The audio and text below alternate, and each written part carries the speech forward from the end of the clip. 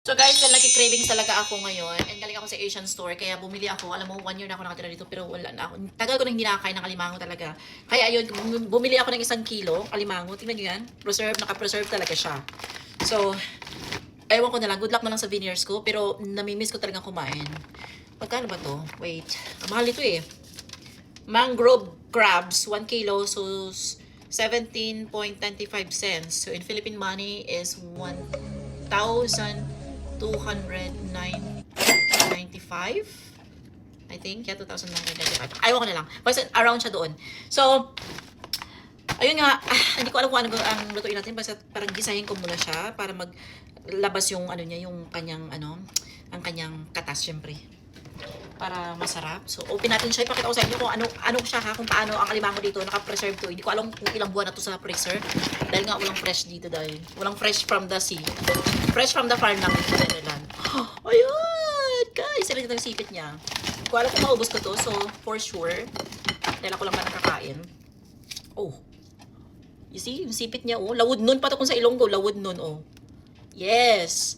Lawod nun. Ayan, oh. Hey! Hi! So, magluluto tayo ngayon nito. Dahil nga, namimiss ko na. At matagal na akong hindi nakakain ng Philippine crabs. Mangrove crabs. Yes, mangrove crabs. So, kasi dito sa ating, kailangan natin hugasan muna itong alimango na ito kasi medyo nag-froze na siya. Nag-ano na siya. Deep-froze pala. So, kailangan natin make it warm. You know? Para hindi ko alam kung gaano na ito katagal yung naka-freeze na ito. Baka mamaya, kalahating taon na ito. Yan. Baka ba deep-froze siya.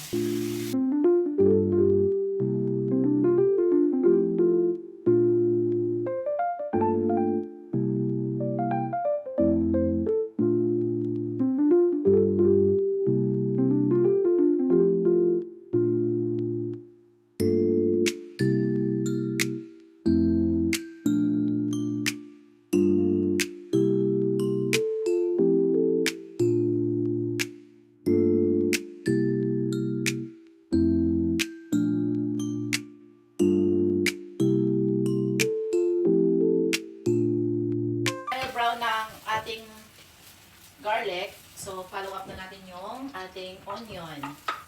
So, gisa-gisa lang natin. Halo-haluin. So, actually, hindi naman talaga ako pang wife material eh. Cravings ko lang to. Hindi dahil nagpapag-video ako ngayon and dahil nagluluto ako, luto-lutuan, hindi talaga pang wife material. Galaan pa rin ang gusto ko. Hindi nakangahulugan yun. Nag-cravings na ako. Pero sa totoo lang, natututunan naman yan. Pag mahal ko yung lalaki. So, dahil yan, brown na siya, so sunod na natin tong alimango.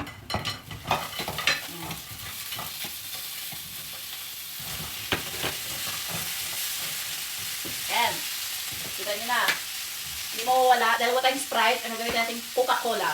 Coca-Cola natin, lagyan natin yan. Para manuot yung sarap, di ba? Same na naman sila, matamis din naman yung Sprite eh. Tapos sabi Sprite, tapos Coke na lang.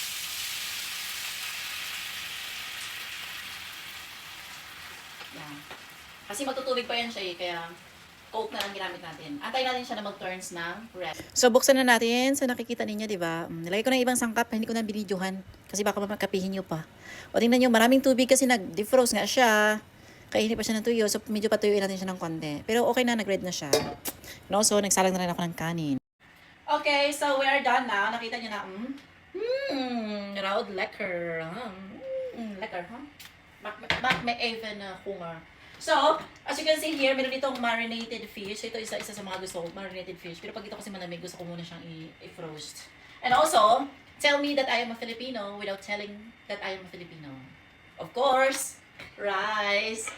O, diba? It's very considerately like, it cannot be disappear from the table. Always rice, rice, rice, rice. Rice is life.